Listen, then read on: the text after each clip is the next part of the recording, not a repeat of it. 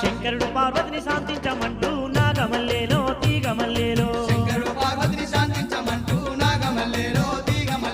గజరాజు శిరసుతో నిన్ను బతికించేను నాగమల్లేలో తీగమల్లేలో